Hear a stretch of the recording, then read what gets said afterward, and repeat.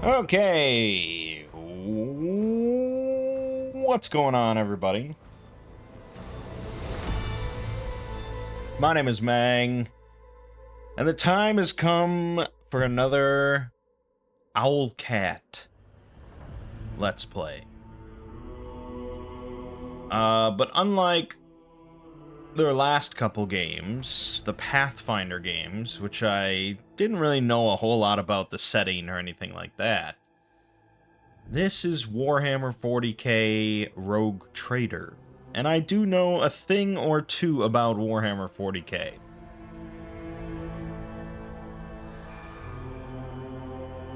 So I've been very excited for this for a while. We did look at the beta in like a video or two a while back. More recently, Lego and I on Two Brothers Play did like the prologue in co-op for a couple hours. But really, I've just been saving myself for the actual release, and that time has come. Actually, that time has come early. This game doesn't actually release for the public until December 7th, but they just sent me an early access key for press, which is funny. So it's November 22nd today. So I get a couple week head start here, which is pretty cool.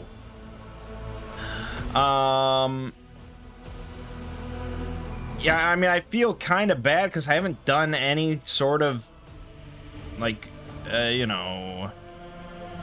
sponsorship thing or promotion or anything for them for the game. And they keep giving me, like, early access and beta stuff and things like that. But, you know, it is what it is. Again, it's kind of hard because I was definitely going to buy the game regardless. But they just gave me this key, so I don't know. Either way, support Owlcat Games, great devs.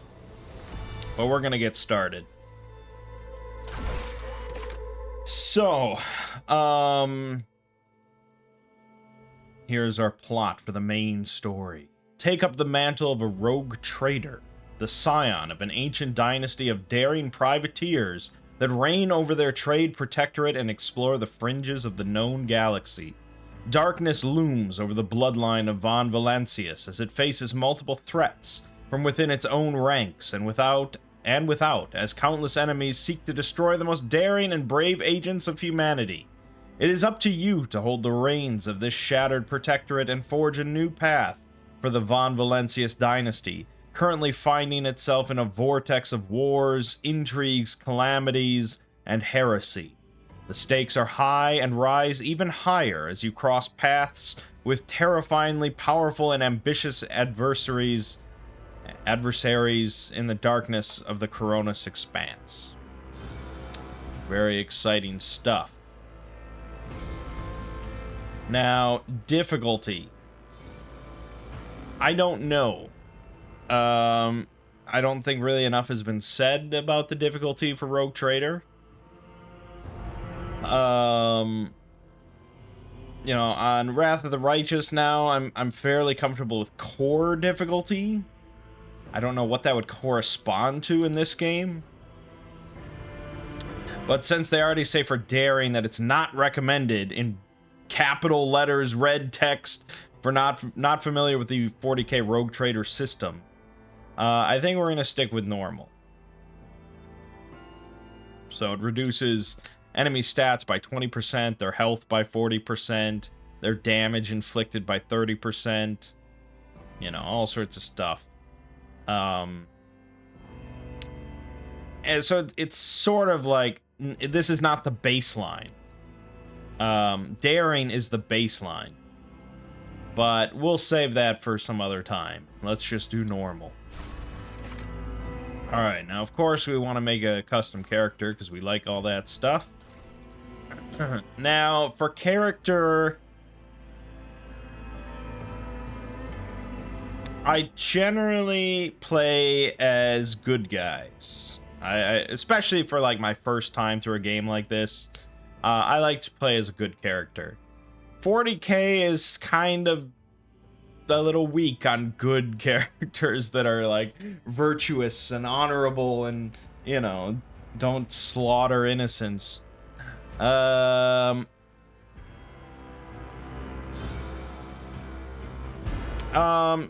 I guess I'm looking, maybe we'll do something like Caiaphas Cain. I think is a good option. Caiaphas Cain is a commissar, a very famous one, known as one of the greatest heroes of the Imperium. In reality, he's somewhat of a cowardly character that wants to avoid trouble at all costs, but not really at all costs, because he doesn't really ever sacrifice, you know, his troops, which is what commissars are generally known for. So he's just a really good commissar, essentially. But we may go with something like that. Gender-wise, I think we usually like to play females. Maybe something like this. This looks pretty appropriate for us. Yeah, let's just go with that. Oh, we can change the whole thing. I don't know if I care. We don't look too closely. Watch and learn. Yeah, that's all fine. Okay, our home world, where we were born. So this is going to provide some modifications to our stats. So strength is melee damage. Allows you to lift heavier objects. Also affects athletics. Agility. Improves initiative, dodge chance, and reaction. And if you use a melee weapon, it affects your dodge reduction and demolition. Toughness is your health and your ability to resist various toxins, diseases, other physical ailments. Intelligence is a measurement of your acumen, reason, and knowledge. It affects lore Imperium, lore Warp, lore Xenos, Logic, Medicae, and tech use. Fellowship. Yep. Persuasion, coercion, and commerce. What else do we have? We have willpower. Affects your ability to withstand the horrors of warp, the terrors of space, and the dreadful opponents they are bound to encounter. High willpower allows characters to exert control over a crowd or interrogate a heretic. Increases the chances of resisting negative mental effects and psychic powers.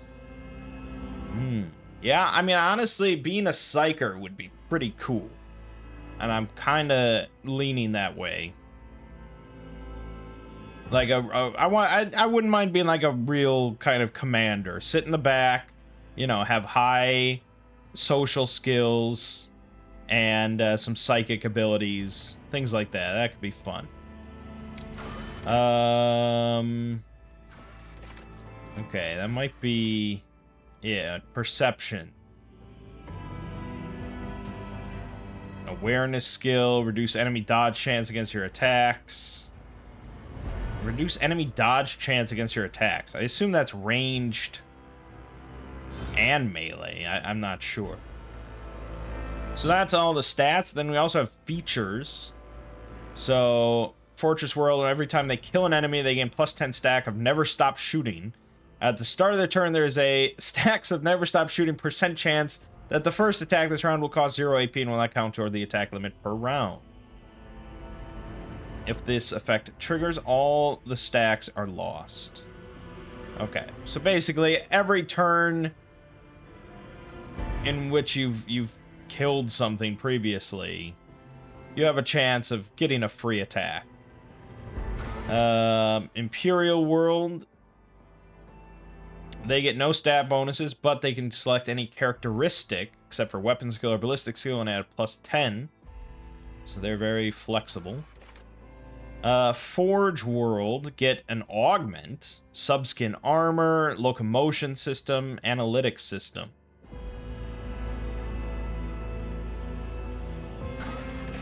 Hive World gets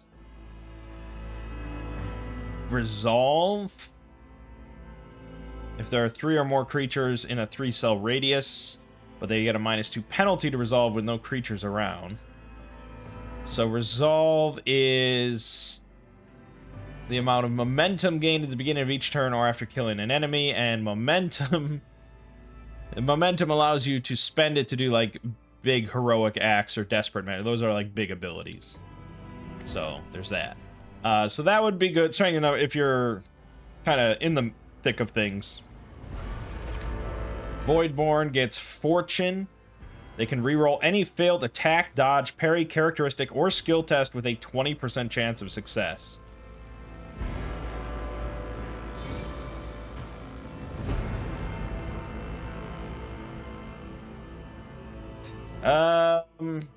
Any enemy dodge or parry against a Voidborn character has a 20% chance to fail after a successful roll. I mean, honestly, all things considered, having that just perpetually active from the start of the game to the end, it's not bad for basically any character. Death World gets Survival Instinct. If your health drops below 30%, they gain plus 20% of their max health as temporary health. And yes, I'm just going to substitute the word wounds as health, because it's just easier that way. They also gain a plus 20% bonus to dodge and armor while they have at least 1 temporary health from any source. Okay, well, I'm leaning Voidborn. So this means that we were born on a void ship. We were born on a deep space ship.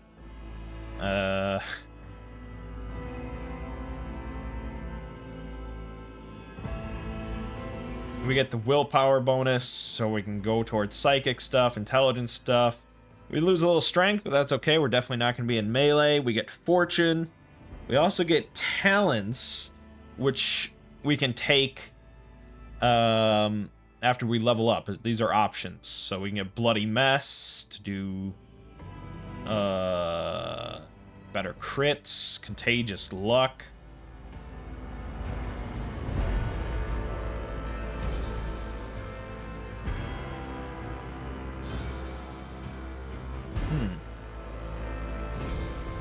Ooh, just a flesh wound.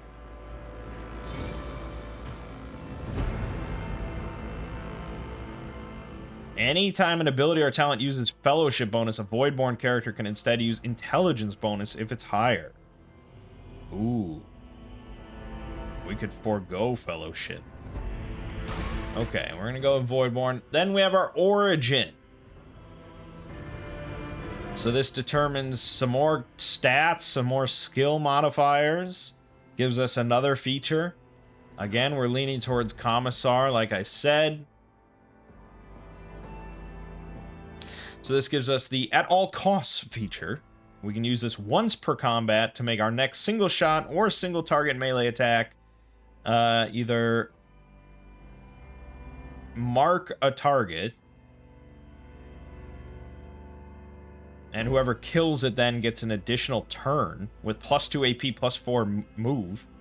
Or if we shoot an allied target,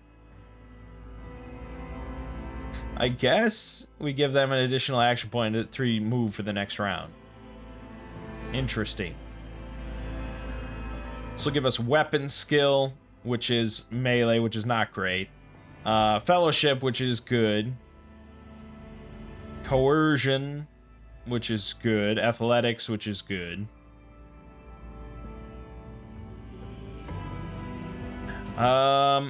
Yeah, the only bummer with this, of course, is the weapon skill, which I'm not too in line with. Whereas we could go with just a sanctioned psyker, which would give us a lot of the more fun stuff.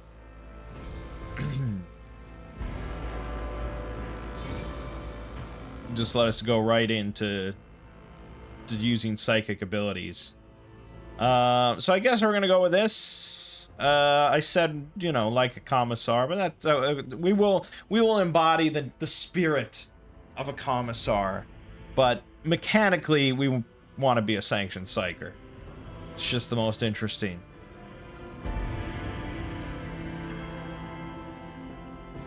Psychers are feared and distrusted, but are nonetheless valuable assets to the Imperium. The role of the Adeptus Astra Telepathica is to recruit, identify, and classify those found to possess psychic abilities. The most powerful who somehow survive the rigorous sanctioning rituals are selected to serve on the battlefield. The mind of a sanctioned psyker is steeled against the manifold dangers risked by wielders of warp powers. You are one of those found worthy to serve humanity and have miraculously survived the perils of the warp. So yeah, we have a minus 20% chance to trigger psychic phenomena. Each time a psyker uses their psychic powers, the veil between real space and the warp degrades.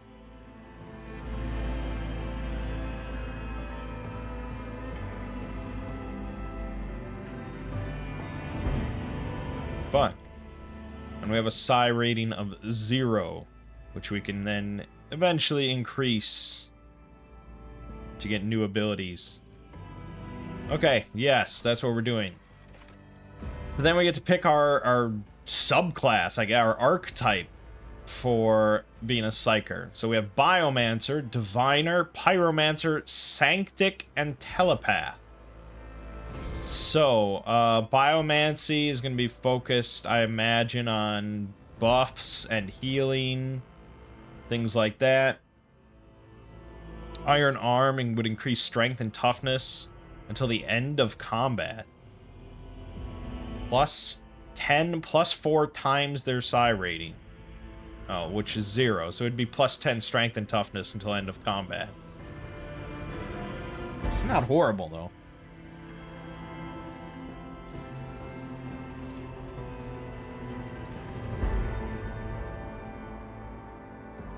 Yeah, it's already...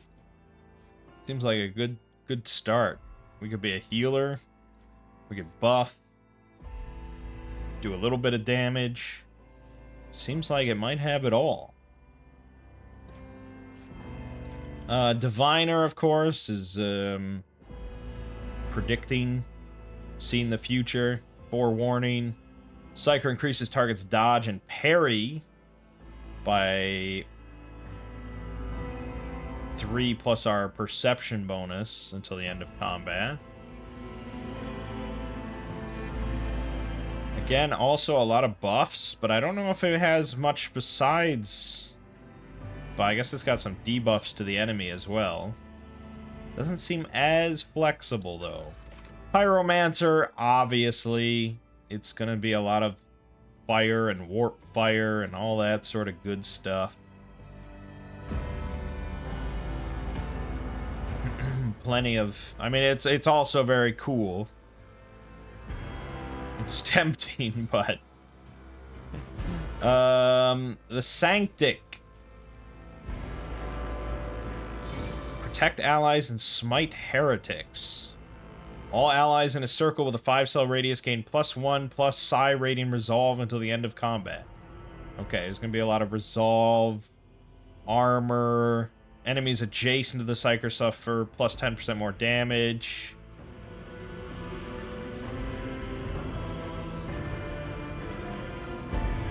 Okay. Seems like a good option to go if we were looking to be like a melee character or something. And Telepath. Psychic Shriek. You know. Sure, plenty of debuffs and things like that.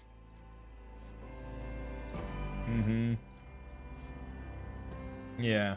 Okay, we're gonna go with Biomancer. It seems the most fun. Triumph. So this is our greatest moment in our careers.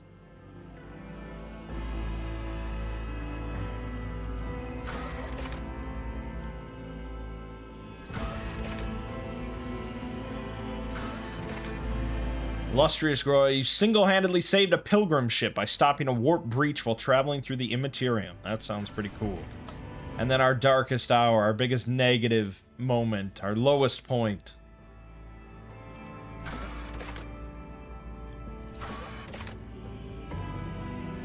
An error during the sanctioning process brought you many hours of agony which nearly cost you your life. See, I feel like that's not our fault. We didn't cause that. It just happened to us and it's shitty. That's better. Whereas, like, Brand of Shame is like, Yeah, you caused the deaths of thousands of people. You're an asshole and a failure.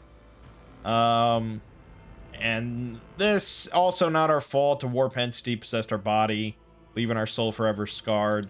But we're gonna go with Shadow Torment.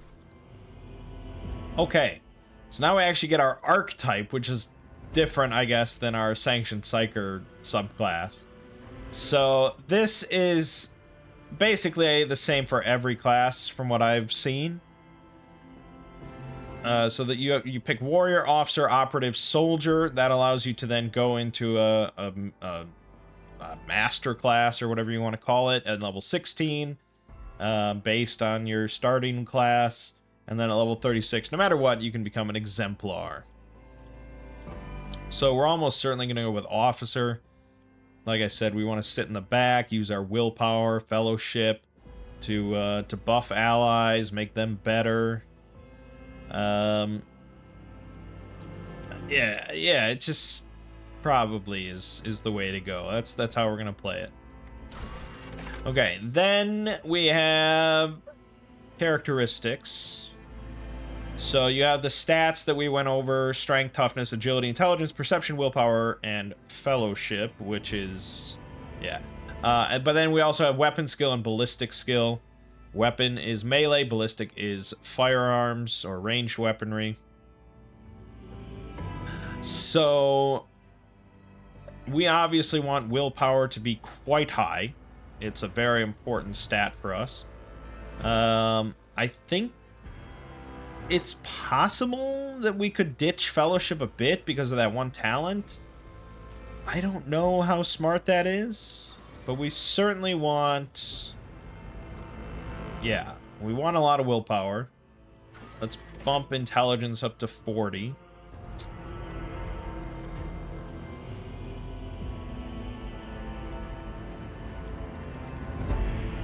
I don't know how much shooting we're going to be doing.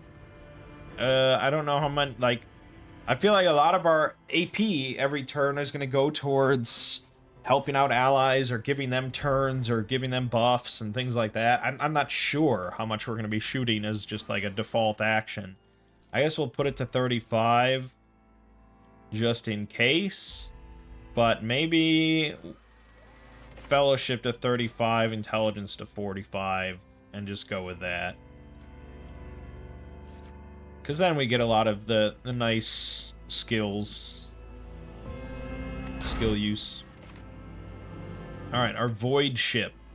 So this is the design of the Von Valancius flagship.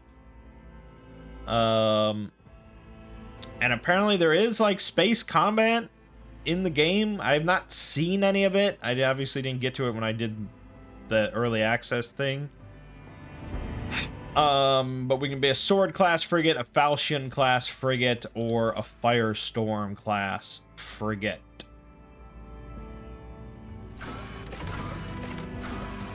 The falchion is the biggest.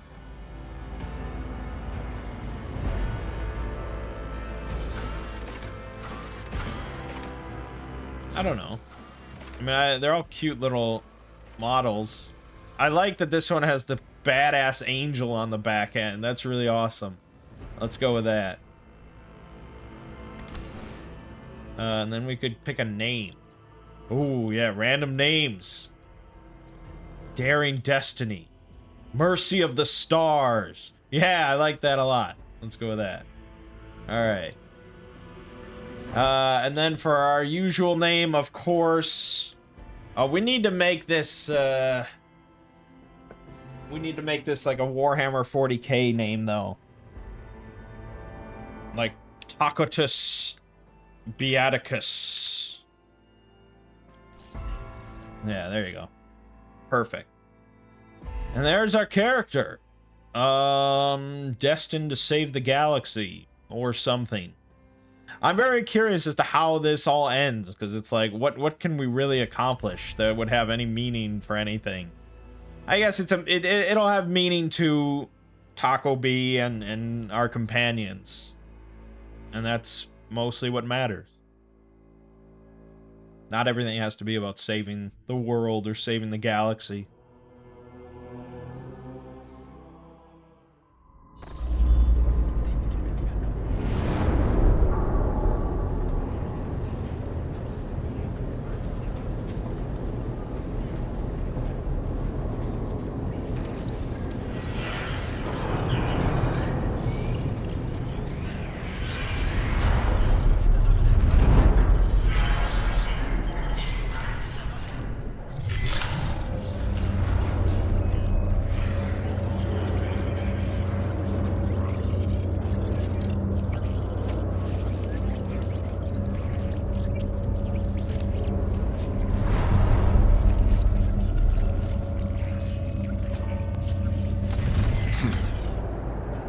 excellent place for contemplation. One has the best view of the cathedral from here. Mesmerizing, wouldn't you say? An impeccable manifestation of the God Emperor's sublimity.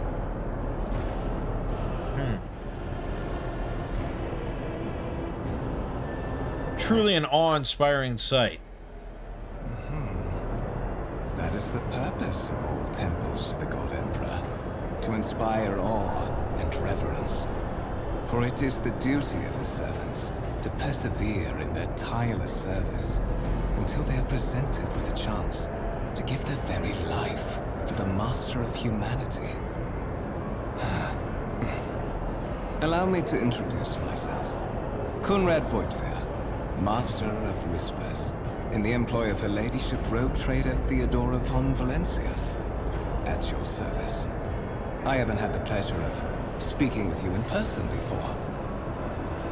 My name is Tacitus Beaticus, and so as to avoid any misunderstanding, I am a sanctioned psyker. I am aware of that fact. It would have been unacceptable negligence to have overlooked such a detail when compiling your profile. Fate bestowed upon you powers of witchcraft, and a duty to use them for the good of the Imperium. Yours is truly an unenviable lot. I will be frank with you. You may forget your past titles, no matter who gave them to you, or what their origins are. From the moment you and the other candidate were brought aboard this void ship, your fate changed. You now serve Lord Captain Theodora von Valencias, and carry the burden of an heir of this house. Henceforth, you share your dynastic name with Her Ladyship. Bear it with honor. Why am I aboard this vessel? Why have I been brought here? So that you may fulfill your blood duty. Whatever obligations you had before, they are henceforth null and void. By order of the Lord Captain, you have been requisitioned to serve the rogue trader, indeed blessed by the God Emperor. Your former position may have been different from conventional service as part of one of the institutions of the Imperium, but from now on, a different fate awaits you. One chosen for you by the Lord Captain. I advise you to come to terms with this reality as quickly as possible. Lord Captain. Strange title for the Lady Theodora. Such are the traditions of the Imperium. Lord Captain is the title that was established in the annals of the Lex Imperialis at the time when the first rogue traders entered the God Emperor's service, and therefore, it is sacrosanct. You have a curious title, Master of Whispers. What are your responsibilities? To put it plainly, I am the head of the network of spies and informers who serve the interests of House von Valencias.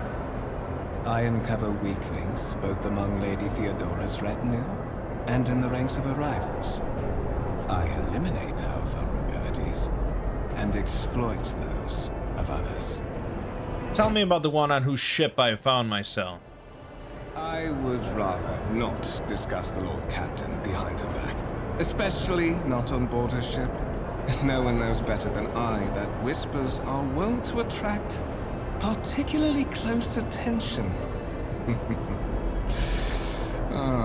Suffice it to say that Her Ladyship is the bearer of the sacred warrant of trade and a woman of immense power and entitlement. However privileged your position may be, I ask that you do not incur her anger by being disrespectful or obtuse. Lady Theodora despises both qualities. You say I am one of the rogue trader's heirs, so there is another candidate. There is. And you will meet him soon enough. I assume you had some goal in mind when you decided to seek me out. Let us address it. But of course, I have come to invite you to a meeting with Lady Theodora. I imagine you have many questions for your patroness, and I'm sure she has just as many questions for you. It is regrettable that you haven't yet had an opportunity to speak. It has been an arduous voyage thus far. The Lord's captain and Master Edelthrad von Valencius are conversing on the observation platform. Let us join them there. Okay. So yes, we are not currently a rogue trader. We are an heir to the position should something befall Lady von Valencius, who is a rogue trader.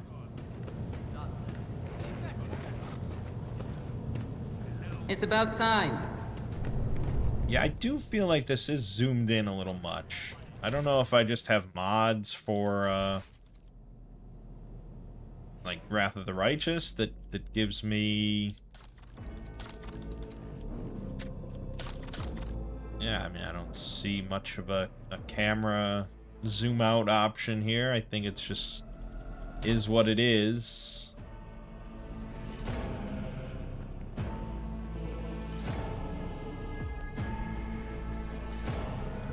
Yeah.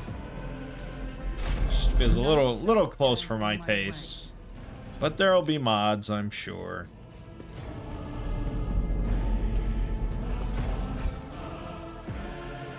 Yeah, so one of the things so far that I've felt in my brief time playing this game is that they've really like nailed the aesthetic of 40K. Von Valencia's trophy rooms. Perhaps you would like to take a look around after your audience with the Lord Captain.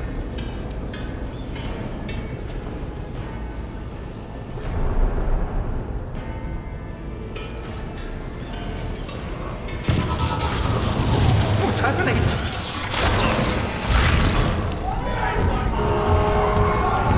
Run! The servitors have gone berserk!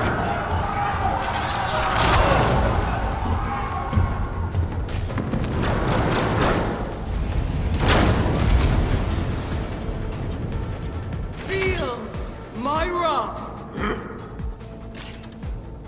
Okay, audio's a little loud. No, I want voices to be pretty loud. Sound effects can drop. Just like that.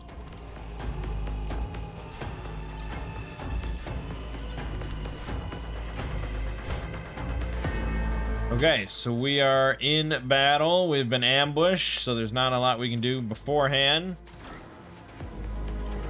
So these are servitors, which are essentially like prisoners and things like that that have been augmented and like lobotomized, essentially to just be mindless servants. You know, usually with like enhanced physical capabilities and tools just welded onto their limbs.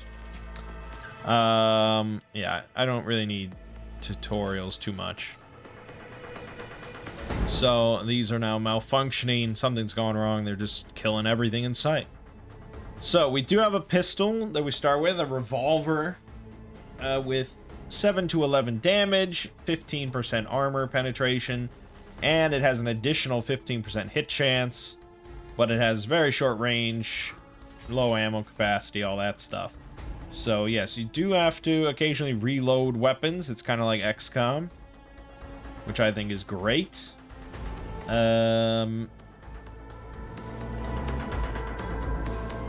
So within range 6, we have an 80% chance to hit before counting dodge and stuff like that. We can go out to a 12 cell radius, but then our hit chance drops quite a bit. So we could shoot him from here. We'd have a 47% chance to hit. Or we could move in, have a better percent chance to hit. We also have Iron Arm, so we can use this theoretically every round to give plus 10 strength and toughness until end of combat. But this will increase Veil Degradation. So eventually some psychic warp phenomena will happen. We also have Voice of Command.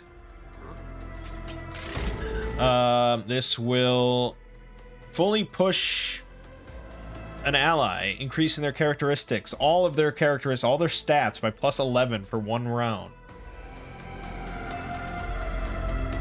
Which is pretty good as well. So we can do both of those things. So if we really wanted to buff somebody, We could buff this guy with Iron Arm. We could buff this guy with Voice of Command. Then we could move in. 1, 2, 3, 4, 5, 6. Sure. I don't really want to get this close, but this will give us an 80% chance to hit to do 10 to 14 damage. Which we missed, remarkably. Once you have fired or used some sort of damaging ability, you will lose all your movement points. So you will no longer be able to move after firing. That's pretty much it. I didn't really explain, but, you know, you start with 4 AP normally every turn. And this little yellow bar is next to each ability. It shows you how much it costs. So all my shit is 1. And you can't just normally fire multiple times just because you have AP. So that's all we can do. I buffed you, dude. I buffed both of you. You guys suck. Ooh, yeah, no amount of buffs was helping that. Okay. So not much else we can do other than buff this guy some more, and maybe he'll sort it out. We want to back up though. Fire. I missed twice.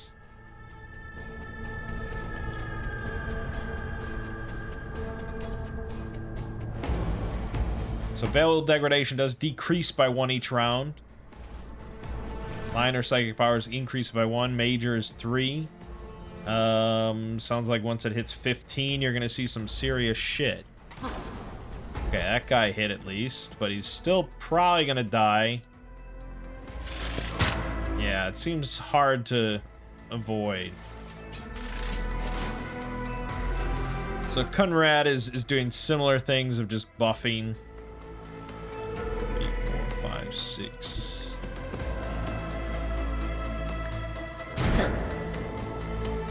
Okay. Absolutely not. I can't even buff him. I can give him this. But I don't think he's gonna go in, so... Already done.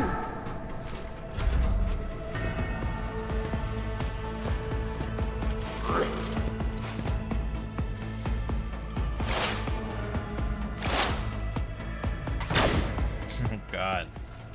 Yeah, okay. Leave it at that. Yeah, I don't think Conrad can die. There you go. Yeah, we're a little ineffective without a bunch of allies we can help out. And now voice acting has stopped. That was what we got. What suspiciously poor timing for such an accident. Servitors malfunction on the officer's deck at exactly the same moment when the rogue trader and her heirs are gathered here. Without taking his eyes off the bodies on the floor, Voitvir removes the Voxcaster from his belt and speaks a few quick orders into the device. Then he turns to you. I have blocked all passages between the upper and lower sectors of the residential decks. If this is a deliberate attack, it should stop the culprits from advancing their plan.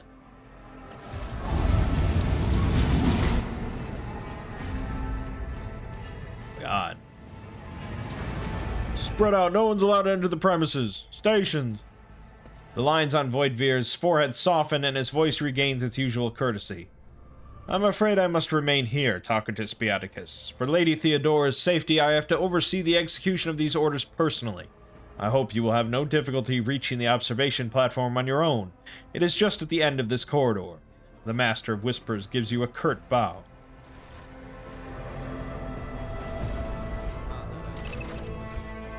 Okay.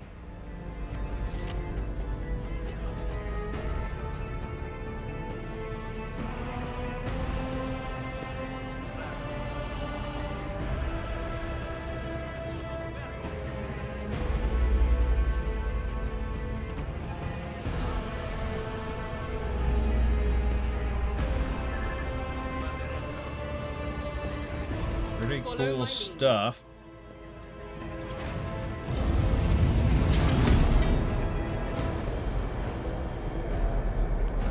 We got some tech priests working on stuff.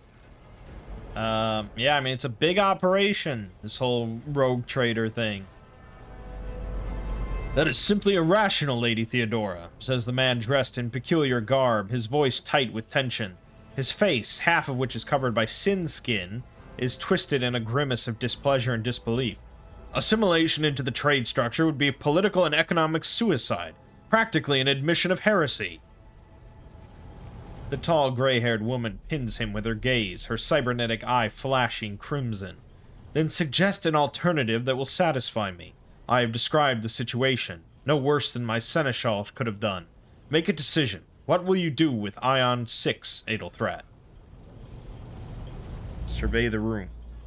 Your first impression of Adelthrat, who appears to be about 30 years old, is of parchment-like skin stretched over a tightly bundled mass of sinew, implants, and bone. The nervously twitching fingers, the face twisted by a slight tic, and the jerky movements are all signs of some illness or defect that has taken over his physical form. In stark contrast to Adelthrat, Theodora von Valancius's features appear as if they were carved from marble, eternal and indestructible. Head raised high, proud posture, hands clasped casually behind her back. Everything seems to emphasize the difference in status between her and Adelthrat. Behind the two of them, you see two more men. One is a gray-haired officer of impeccable bearing who is studying the contents of his data slate. The other is a behemoth, bristling with holsters and baldricks containing all manner of weapons. Our second candidate has joined us. The dry female voice and the powerful feeling of being watched force you to look at Theodora. The rogue trader is looking straight at you, and her gaze, like herself, is predatory and oppressive. Tacitus Beaticus, approach and give me your answer. Consider the hypothetical situation. Ion 6. A new world on the fringes of the Coronis expanse. High seismic activity, regular magma eruptions, metamorphic rock deposits, prospects for large-scale mining. The world is populated by natives who worship some heretical underworld spirits that protect those who offer them sacrifices. Flights of fancy, you might say. But attempts to install ore extractors have failed for the second time. The mining crews sent to the planet's surface simply vanished overnight. My question to you is, what would you do with this poisoned treasure?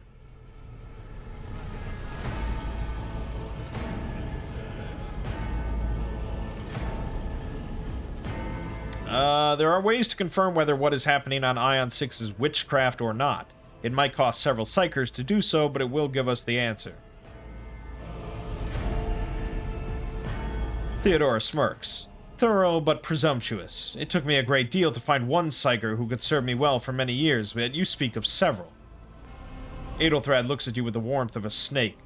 Sanctioned psychers are rare and valuable instruments of the Golden Throne. Or do you, Tacitus Beaticus, suggest that we use heretics who are an offense to the God Emperor's light? It would be rather careless of you to utter such profanity in the presence of his faithful servants.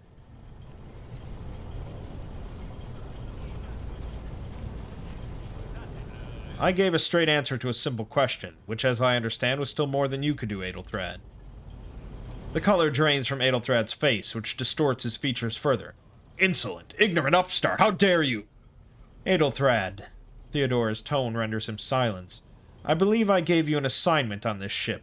Explain to me then why my senior congregator is still dawdling about the officer's deck instead of proceeding to the middle decks to commence the inspection of the compartments in his purview.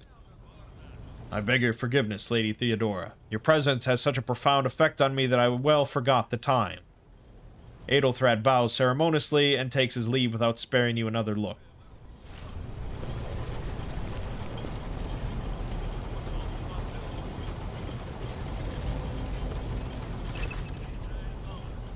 Theodora's gaze follows him as he leaves, then she turns to you.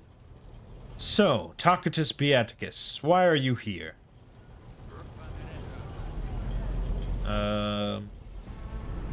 Was it not you who sent for me? Theodora scoffs. You have ceded the opening that was offered to you and displayed woeful meekness, even for one of inferior rank. Admittedly, this affliction is equally strong in all who are inured to existence in the grip of the Imperium. Immutable hierarchy, absolute obedience, spittlery, compulsion to please. Forget all of that. From the moment my envoys came for you, the old rules ceased to matter. My name is Theodora von Valancius, Massimo Afscaris. I am a rogue trader in the service of the God Emperor of Humanity, and my rights and freedoms are vindicated by a most sacred relic, the warrant of trade kept aboard this very vessel. Mine is the honor to venture into the darkness beyond the Imperium and carry humanity's light where powers wicked and heretical reign and bode death and ruin to us all. It is my decision alone to determine the fate of whatever I find past the bounds of the explored void.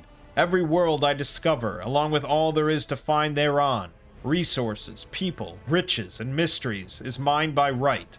I command millions of lives, rule over numerous planets, and possess fortunes that no planetary governor or commander could dream of amassing. And you, Tacitus Beaticus, are one of those with the Von Valancius blood in their veins, and a rightful claim to this inheritance when the hour comes. I'm ready to take on this sacred purpose. Oh yes, you would be, wouldn't you? The question is, am I ready to choose you over the rest? You came aboard hours before the warp jump, and have not yet distinguished yourself in any way.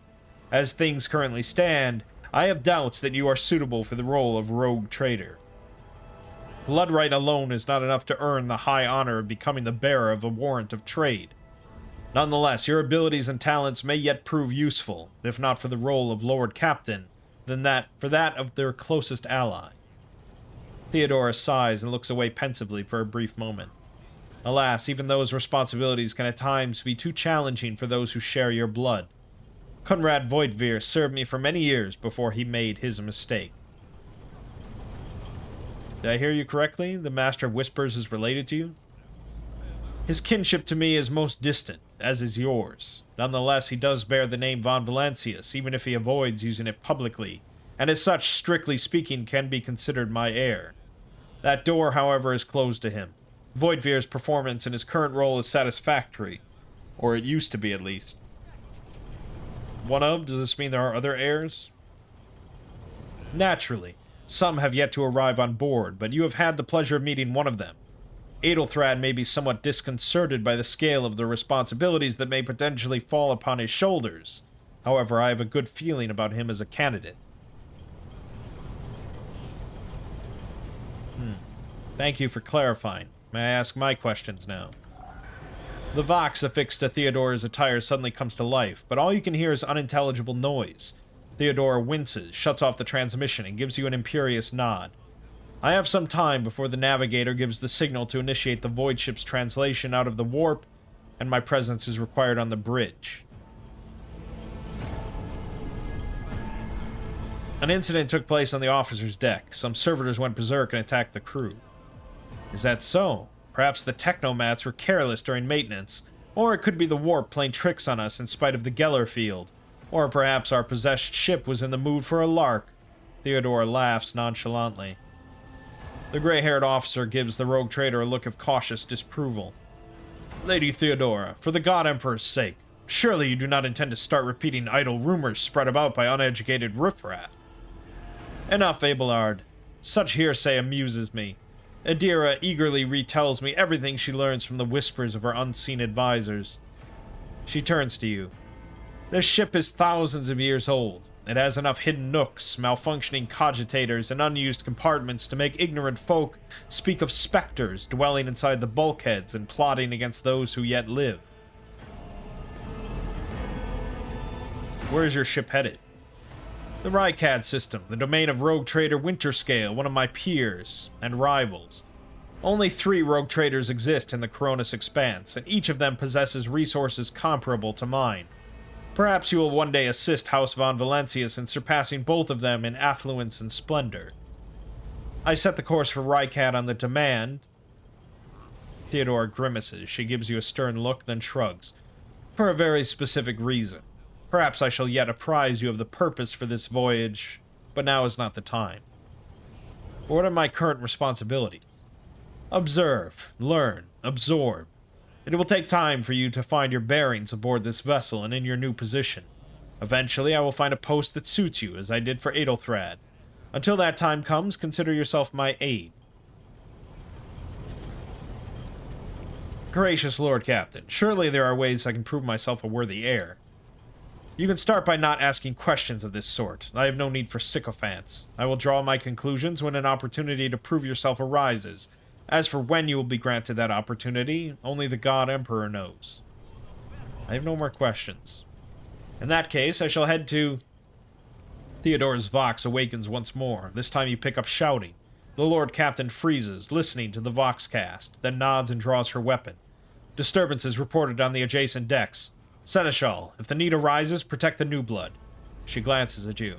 It is possible that the chance to prove your worth may present itself sooner than you may have anticipated. End dialogue. Okay. Well, we're not off to a great start.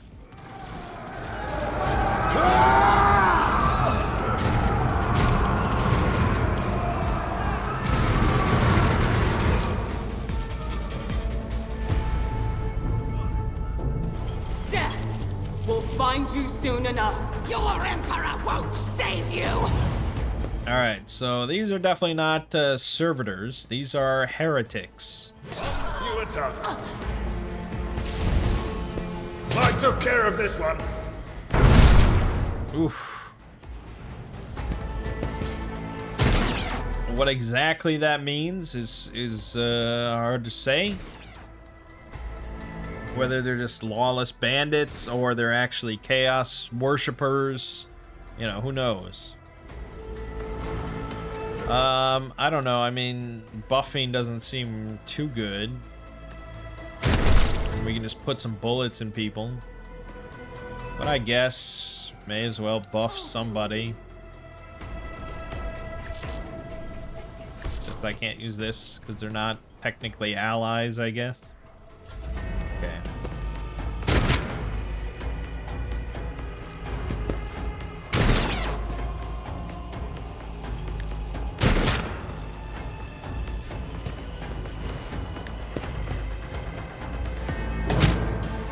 Ow. Plasma overcharge. One fewer target. Oh my god. I took care of this one. Holy shit.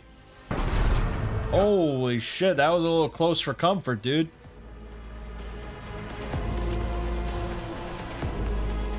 A temporary positive effect. Kill them. Plus 50 ballistic skill till the end of combat. Jesus. No, we may as well use it. Miss. Yeah.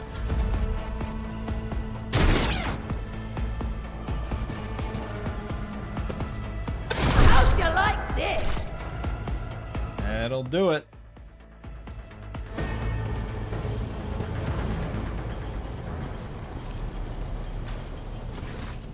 Theodora waves her hand in a commanding gesture. Mort, take a team with you and clear a path to the transport line. Do not let a single Whoreson survive. The rogue trader turns her eyes to you. Didn't bat an eye when that scum burst onto the deck, hmm? Not bad. I've seen many an officer who panicked at the sight of combat on the upper decks. The false sense of security makes them that much more susceptible to the harsh realities of warp transitions. She looks at the Vox in her hand. All you can hear is lifeless static. The incident with the rampaging servitors may be connected to what is transpiring now. Possibly. Quite likely. Theodora winces and flicks the switch on her Vox a few times. We will investigate at a later time. Right now we need to isolate the affected compartments and try to assess the situation. What are your orders? She breaks eye contact with you. Mort has gone on ahead to clear a path for us. If you want to make yourself useful, go after him and see if the arch-militant requires aid. And be quick about it. Okay. We must follow Mort. Mortimon. Let's go to it.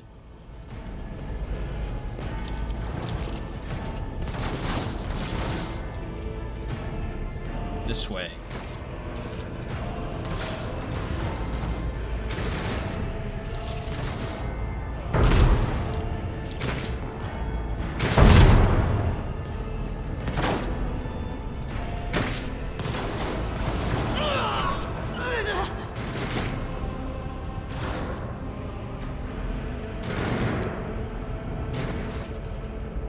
Conrad Voigtveer lets out a sigh of relief upon seeing you. Thank Providence you are alive and well. Always on time, eh, Conrad? The moment we finish chafing the riffraff around the deck, you show up. Always just after the fighting's done. You could set your chrono by it. Conrad pointedly looks away from the arch-militant to you. Mort, pull yourself together. The arch-militant looks back at you. What, did the Lord Captain send you to chivvy us along? We're all done here. I'll report right away. Mort pulls his Vox from the belt and hurriedly reports on the situation.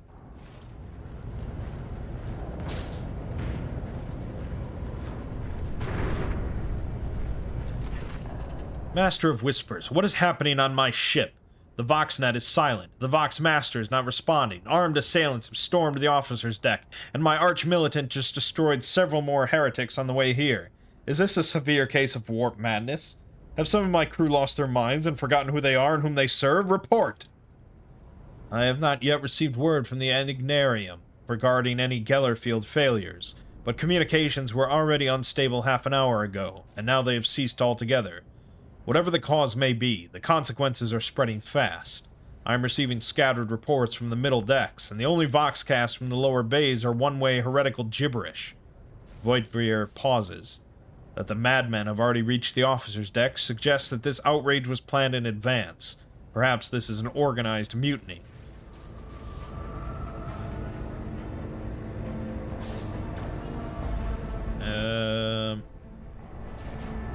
Mutiny, but who would attempt a mutiny here in the warp?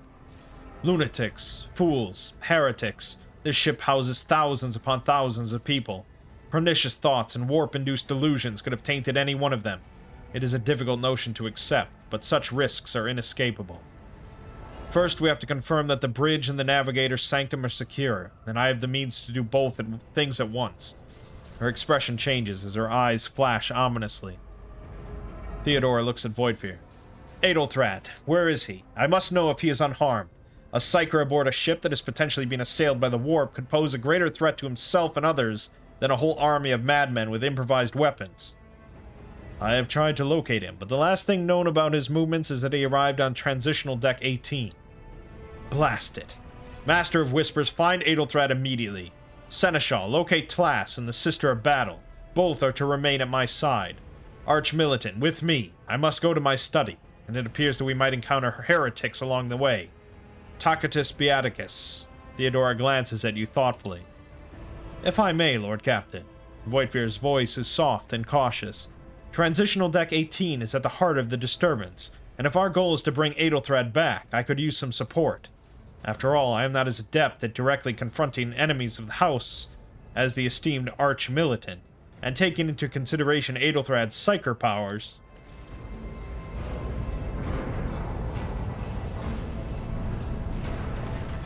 Then it's settled. Tacitus Beaticus, find Edelthrad and bring him here, in whatever state you find him. This elevator leads to restricted compartments such as my personal chambers and the bridge. Do not let me down. I require you both, do you understand? I hear and obey, Lord Captain. Then move out. Mort, come.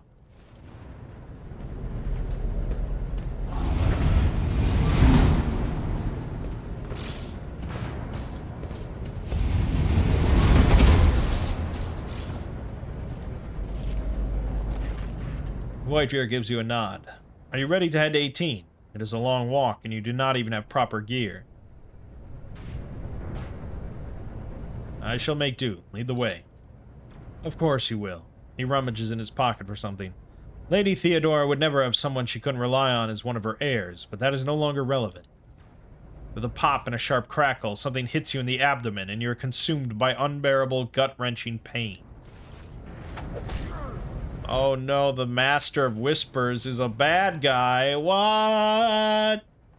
I promised you a special destiny, Tacitus Beaticus. It is time to fulfill it.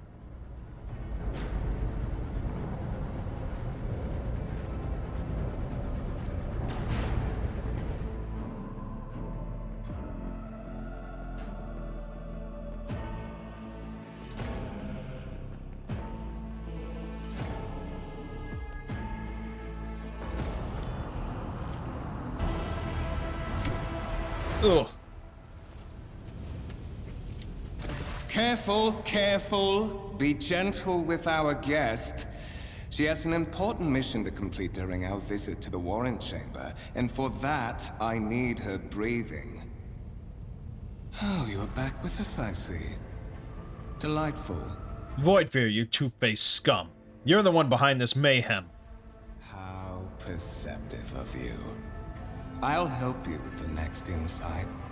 I need you here for your blood. You have the option to share it voluntarily, or I will squeeze it out of you myself. We are in the anteroom of the Warren Chamber, this void ship's most hallowed vault. There, beyond those gates, lies the relic that gives Theodora all of her power. The sacred Warrant of Trade. Only one obstacle remains on my path to obtaining it. The gates of the chamber are guarded by the Sentinel, an ancient device that will only open the door to a true heir of the dynasty. I expected to do this part myself, but never mind. You will offer your blood to the Sentinel. Theodora. Well, we're gonna use our psychic powers against him. You close your eyes and try to focus, and then you feel the touch of something sharp. Voidveer has somehow sensed a shift in the warp and delivered a preemptive strike. The blade flashes in the dim light, and drops of blood appear on your palm. For a brief moment, you feel nauseous, your head is spinning, and then quiet whispers begin to flood your mind.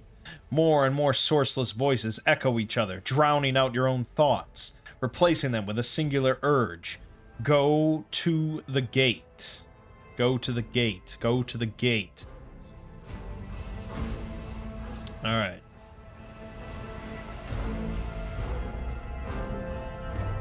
So, this is interesting. So, our willpower is 50, which is very good at this point. So, that gives us a 50% chance on the roll.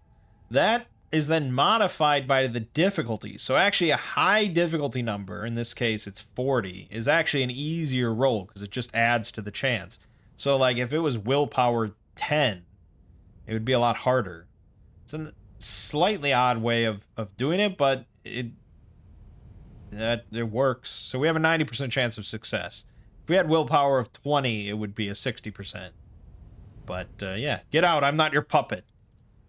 The voices in your head persist in their demands, and yet you feel this unseen chorus momentarily waver under the strength of your resolve, until the intruding influence forces you to your feet and pushes you toward the gates looming in the center of the chamber. Well, so much for that. Yeah, obviously there's no way to avoid this from happening. In the gateway arch, you see a cogitator with a human likeness built into the front panel. As you approach, the torso twitches slightly. This is a servitor, an obedient automaton created from a lobotomized human being. The Sentinel turns its head to you, one of its eye sockets lighting up with two ember-like irises.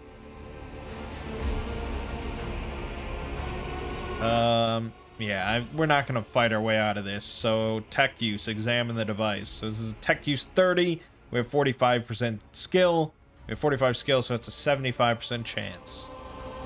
You carefully inspect the design of the gate cogitator. What immediately catches your eye is the strange alloy that was used as material for the machine's components, some of which are unfamiliar to you. You suspect that you are looking at a technological relic known as Archaeotech, which is incredible, rare, and powerful technology from the ancient age of humanity. The servitor on the gate begins to move. With the screeching and groaning of metal, it leans forward, closer to you. Its lower jaw opens with a drawn-out shriek, much wider than the jaw of a living human could. The servitor's mouth is filled with sharp metallic fangs that glint in the dim light. The vid screen to the right of you lights up, showing strings of mysterious symbols on a green background. A whisper runs through your consciousness, insisting, demanding sacrifice. The voices that filled your head after Voidveer wounded you with his blade did not go away. On the contrary, their source coiled itself into a tight knot somewhere in the depths of your mind.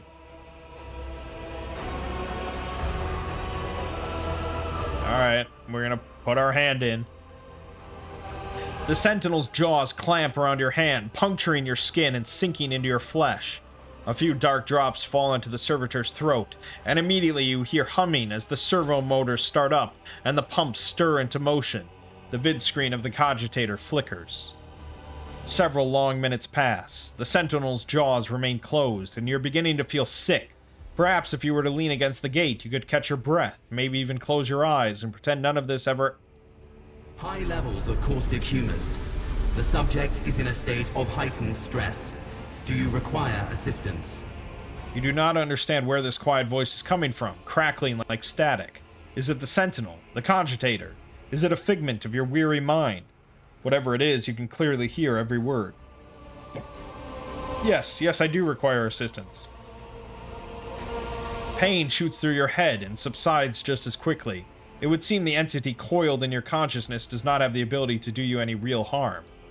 Request accepted. Initiating defense protocol. Hell yeah, boy.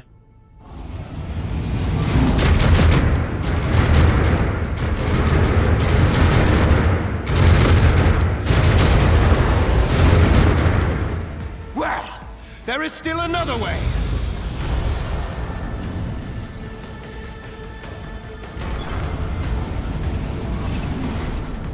Okay. I'm not sure why the gates opened.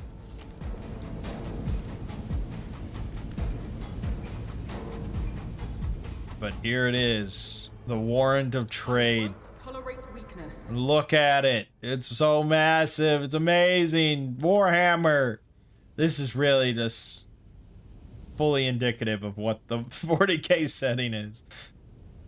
Because, like, you think, like, okay, you know, you describe rogue traders to people, and it's like, yeah, okay. And they have this warrant of trade. It's a really special document that allows them, you know, to have this privilege of exploring deep space and, you know, doing all these things. And people would think, like, okay, it's like a laminated piece of paper or something like that, but no, fuck you, dude. It's the biggest document in the history of documents. It's amazing. I love it. Let it be known that by my will and by the true words of this document, I appoint this person to be the bearer of the warrant of trade. And blah, blah, blah, blah, blah. To unite and reclaim what was lost. To walk bravely first into darkness. To triumph over nightmares untold. To walk steadily the road of thorns through pain to greatness.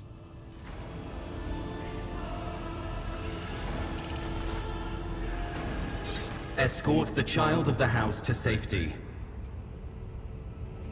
So this is a servo skull, which is a servitor, but just the head, and it floats around. I need to contact someone, preferably Theodora. Voxcast frequencies disrupted. Initiating setup. Establishing connection. In place of the mechanical screeching, the servo skull's vox projects the voice of Theodora von Valancius, distorted and ridden with static, yet still recognizable beyond a doubt. Voxmaster, restore communication with the Navigator's Sanctum. I'm trying to contact the bridge. If anyone can hear me on this frequency, regroup all available forces and head to the upper decks at once. I repeat, regroup all available forces and head... Communication protocols breached. Signal latency assessment unavailable. Unable to establish two-way connection. I need a weapon. I'm utterly defenseless. Distance from the current location to the nearest arsenal. Initiating situational calculations. The servo skull goes silent, its relays clicking. Second after second passes, and you realize that the servo skull will not answer you. What madness is happening here? Who are you? Who addresses me? Temporary obnubilation following acute stress. Mobile unit of the Warrant Sentinel standing by. Okay, lead me away from here. Middle and upper decks. Assuming the probability of safe placement in areas of concentration of armed units. Calculating. To prevent unauthorized units from breaching the warrant chamber, preemptive sealing must be initiated. The mobile unit will start executing the received order immediately after the safety of the warrant is secured. Okay, well, it's secured, all right. So we have an old injury, 1 of 20 stacked. It's permanent. It's an injury that wasn't healed in time. Can be healed with a med kit, with a Medicae skill test. Too many injuries reduces the character's resolve and causes trauma.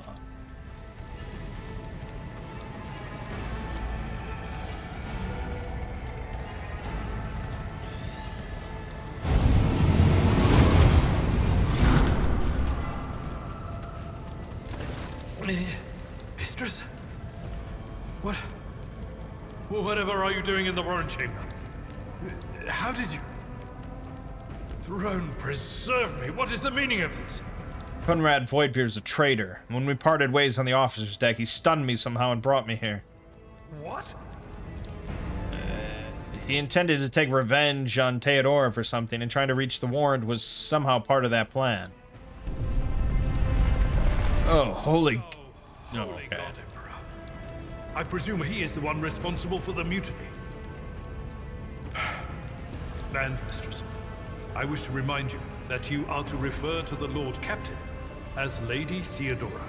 Oh, no, now it's Theodora. I thought it was Theodora. Get it straight, goddammit. So it would seem, but he is not here and we have a mutiny to end. Indeed. Indeed. That is easier said than done, of course. But seeing one of Lady Theodora's heirs alive inspires at least some degree of optimism. You're in a bad way. I can treat your wounds. I have a Medicaid kit with me. And for the love of the throne, now is not a good time to be walking around the decks without means of self-defense. Here.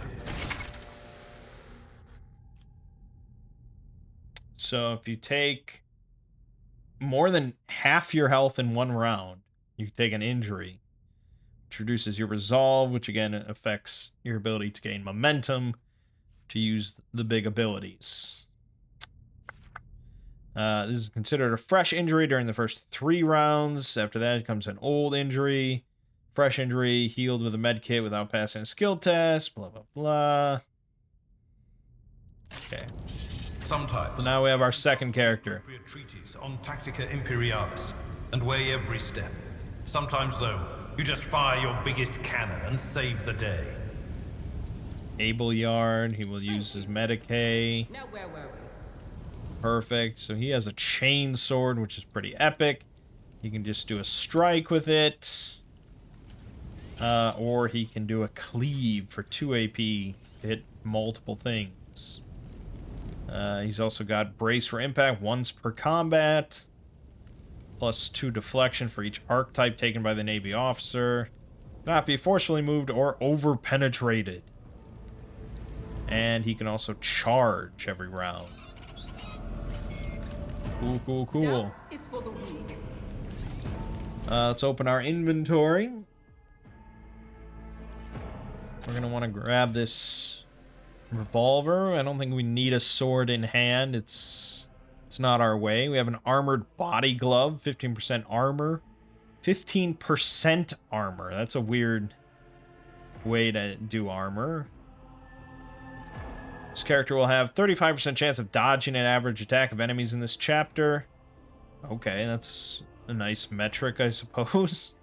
And will reduce damage of average attacks of enemies in this chapter by 10%.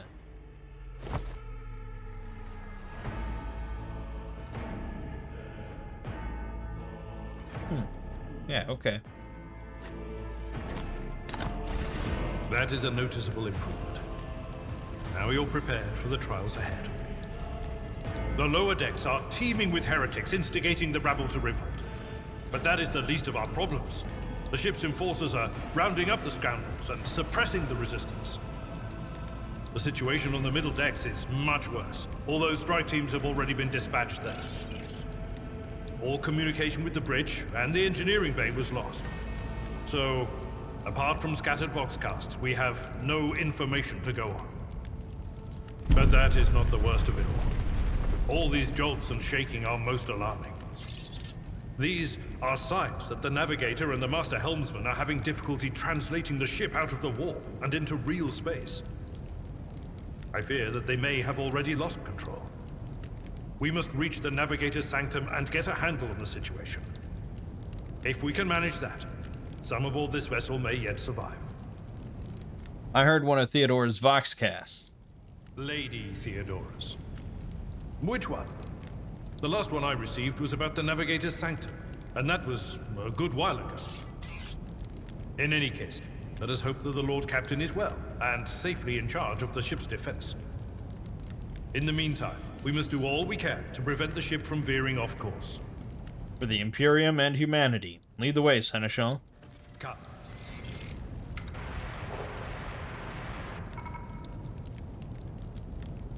To arms, loyal sons and daughters of the God Emperor. Fight the heresy and corruption that threatens to consume our home, and with all your might destroy those who have dared. The Lord Captain is calling her crew to battle, which means the Vox networks are set up for broadcast transmission, not message exchange. Splendid. While the rogue trader inspires proper resolve to fight in her subjects, you and I shall prove that her trust in us is well deserved. Onward!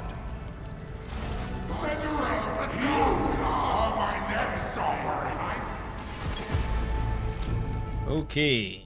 So, wish we could get those turrets back out. So now, normally, if there's no ambush, you get to put your characters where you want them to go. I don't know, man. Abelard, I think... Actually, I don't know what he is. Okay, yeah, he's more melee. He's melee. So we probably want to get him right in the thick of things. Ready to do some dirty business.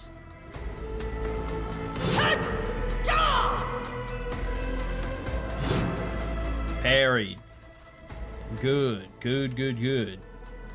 Alright, so now we can do pistol burst. And, yeah, the firearm mechanics in this game are really fun. There's, you know, bullets go flying, you know, and there's, like, deviation. They can hit multiple things. You can hit unintended targets. You can hit multiple intended targets. It's really fun. You can penetrate through a target and hit somebody behind them. It's a lot of cool stuff. But first, we want to buff the shit out of Abelard, because that's great. Reason not to do that. Then I guess we go for some burst fire, really. So here you can see the arc, the chances of hitting things. You know, very slim chance to hit stuff in the back. But we won't hit our buddy. Nothing I can. Oh my god. Incredible!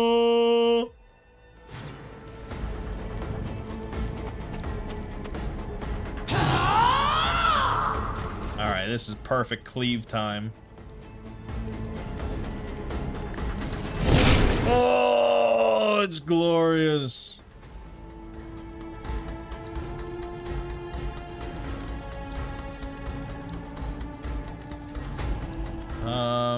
Yeah, I mean, maybe we just wait. Although this guy has a gun, apparently. I guess we can't move anyways, so I guess brace for impact.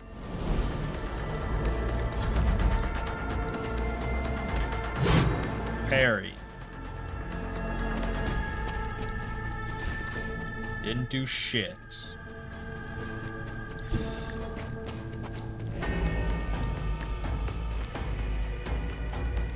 We don't have to keep using Iron Arm on him.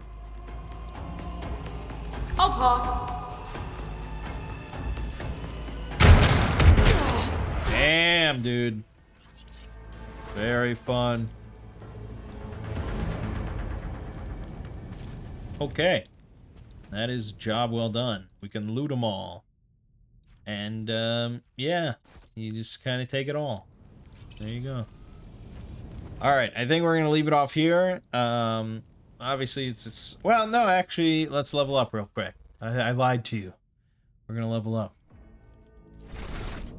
So, we are going to level up an officer. And as you can see, there's many levels to be had for officer. And so for our level 2, we get to choose a skill. And we're going to be adding +10 to one of these skills. I'm leaning towards persuasion. Commerce is to make profitable bargains. Coercion is intimidation. obviously. Carouse is the ability to resist negative effects applied by poison, stimulators, or alcohol. Then you have Lore Imperium and Lore Warp. But yeah, I'm feeling Persuasion. I think we're going to be doing a lot of that. So that's that, and that is that. Not especially exciting at level 2. But at level 3, we're going to be able to just grant allies additional turns, which is going to be awesome. Alright, and then Abelard gets rank 2 of Warrior, which is very similar. Gets to pick +10 to a skill. Carouse could be good. Athletics. You know, this is mostly out of combat. Should I go Medicae? Are we going to have anyone else that's good with Medicae? I mean, Taco Bee has 45 in it already. Probably don't even bother then. Let's just go with Carouse then. Okay, that's that. Cool, cool, cool. It's going to get, trust me, it's going to open up a lot more than that.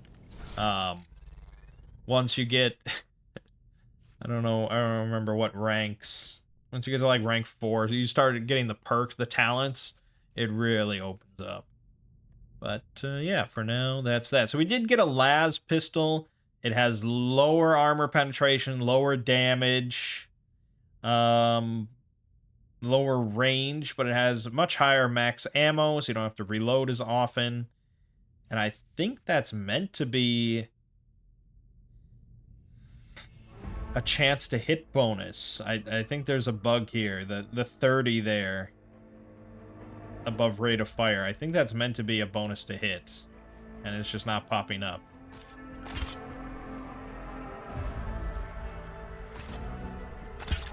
So we could dual wield, I guess, just for funsies.